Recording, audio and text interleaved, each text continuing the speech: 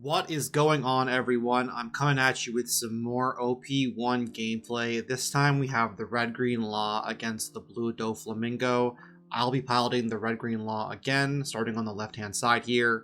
I'm going to open one Dawn, and I'm going to use that to play a Nami. Getting that Nami search early is super important. Finding your pieces is really great for this deck.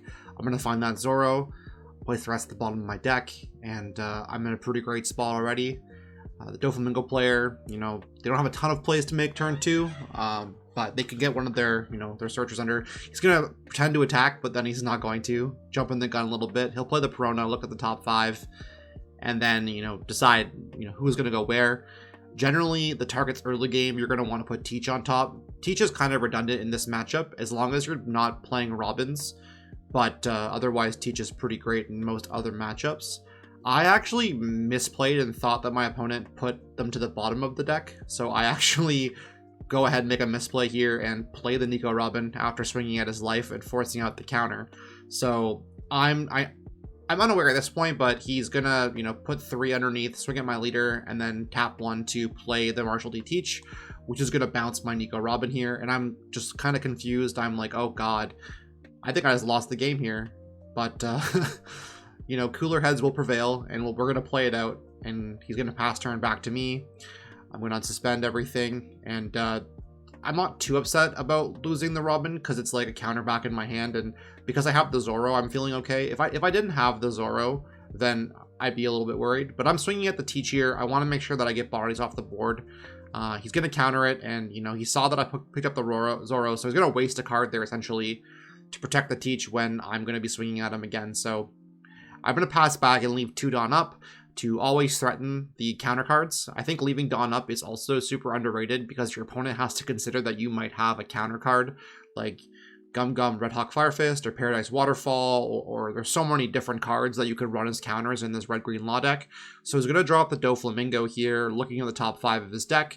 Likely, again, going to put a Teach to the top of the deck because Teach is just such a great card, and being able to cheat him out for basically, free, because you're getting a swing at 7k with your leader, so that's pretty sweet. He's gonna swing at 7k, he's gonna tap, he's gonna bounce a Teach, he's gonna bounce my Zoro back to hand because he doesn't want me getting any more searches, but I'm gonna Red Hawk and pop the Doflamingo here, and then counter the attack there.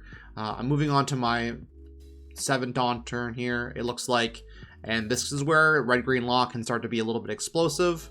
I'm gonna drop 3 here and play the Zoro back out, and then I'm going to swing at the Teach again because I don't want anything sticking on board. He's going to let it go this time just because he knows I have the Zoro, and then I will swing at leader this time to kind of force some cards out of his hand, and then I'll play the Chopper and then the Bonnie, and I'll pass back turn, again threatening with the Firehawk because it's such a great card to have in your hand, and now that I've played one, he's probably thinking, oh, there's no way he has another one, or if he does, it forces him to play around it.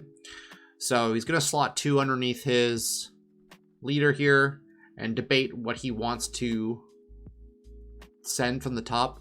The thing about this deck is you really have to pay attention to what you're placing when you're playing Doflamingo.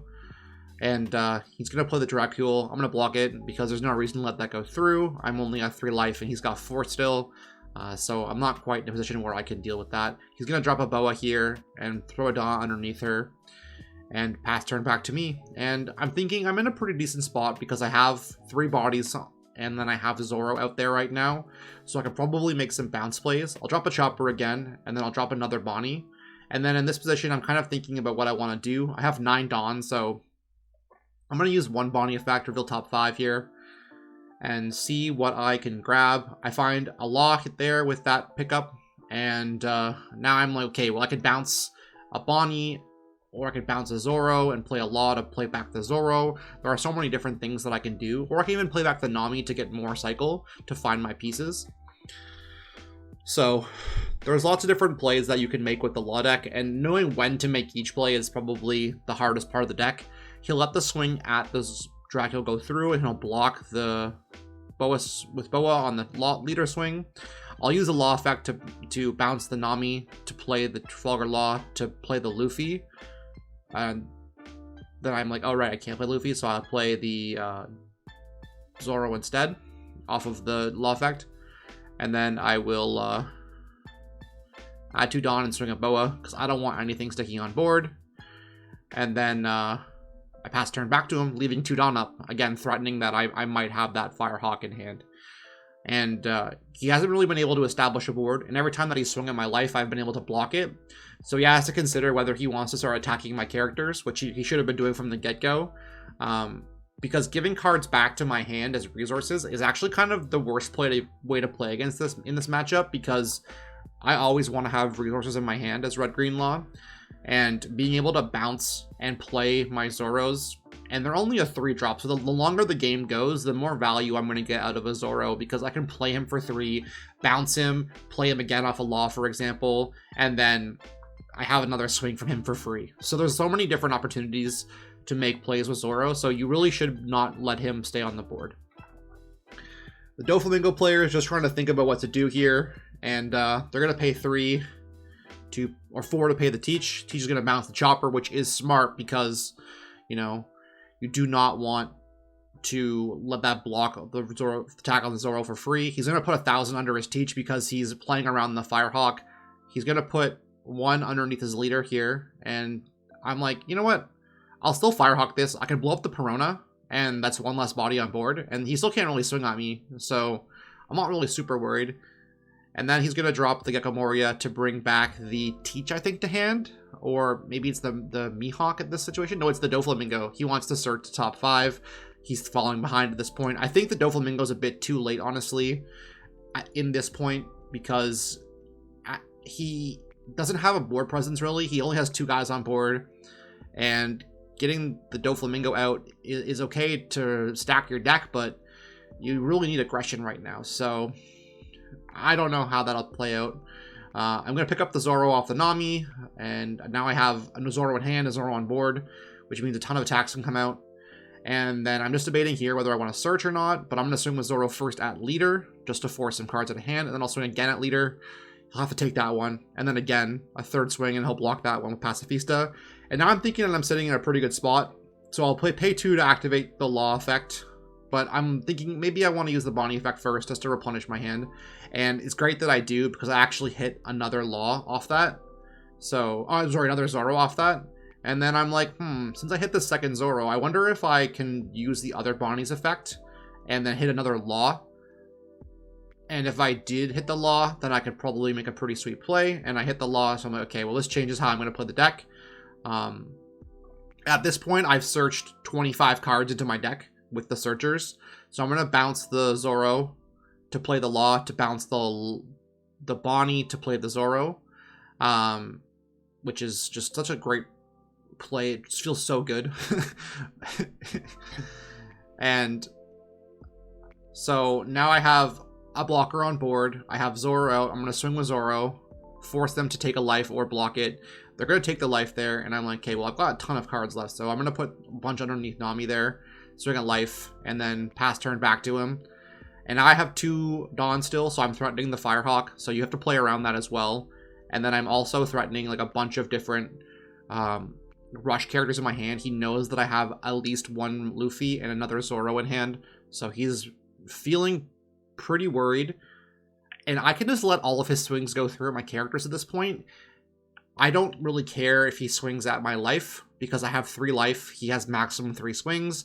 He has to clear my board or else he loses next turn, because I can just keep bouncing. So he'll swing at my Bonnie, and I'm like, yeah, that's fine. Bonnie, you did your work, Bonnie.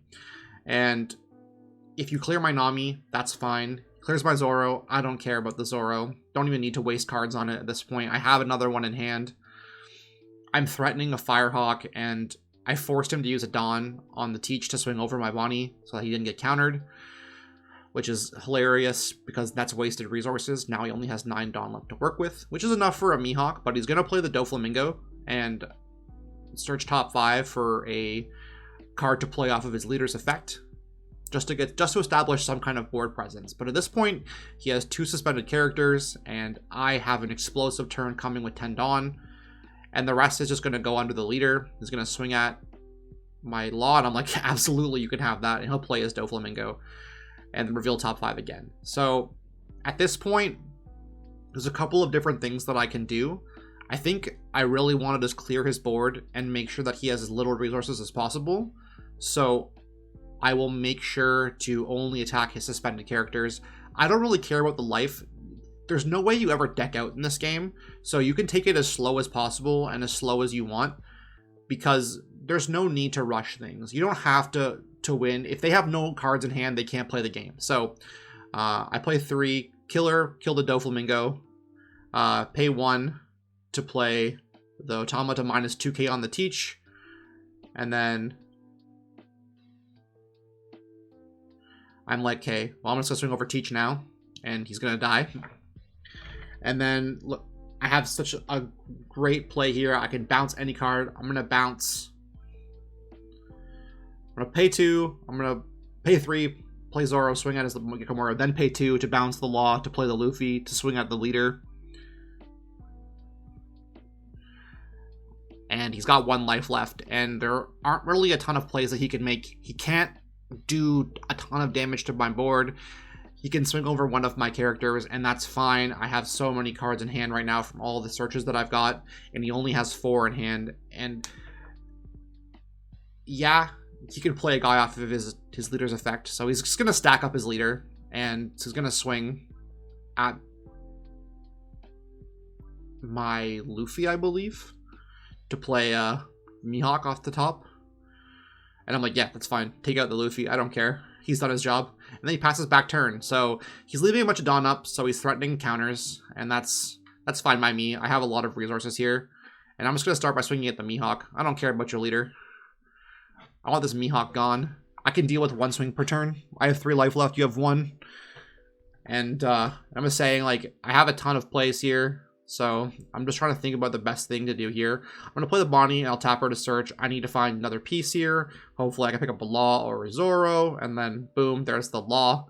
So that means another free swing. I could bounce Nami with the Law effect. And I'm just kind of dividing things up just to see what I want to do. I'll swing Law at leader, force the counter out. There comes the Alvida. I'll swing Killer at leader as well, force out another counter, and I'm just counting my Dawn here. He's using another counter as well, so I'm like, okay, at that point I know that I can just keep swinging. I'll swing 3k at leader. He has to use the counter card there, but he does draw a card, thankfully. I'll bounce. I'll use the Trafalgar Law to bounce the Automata, play the Zoro again, and I'll swing in life. And now he's got 1 card left in hand, and I can pass back turn. So he'll have a 2-card in hand turn with 10 Dawn. And that just feels pretty terrible when you're late game and you don't have the cards in your hand to use the Dawn available to you. So there's not much that he can do at this point in time. And with all the aggression that came out from my board, he was never really able to establish his and deal with, you know, the cards in my hand. So he's going to pick up his life, and that's going to be the game there. If you guys do enjoy the One Piece gameplay, let me know, guys. I really have a lot of fun playing the game, and I have a lot of fun making the videos. Until next time, have a great one.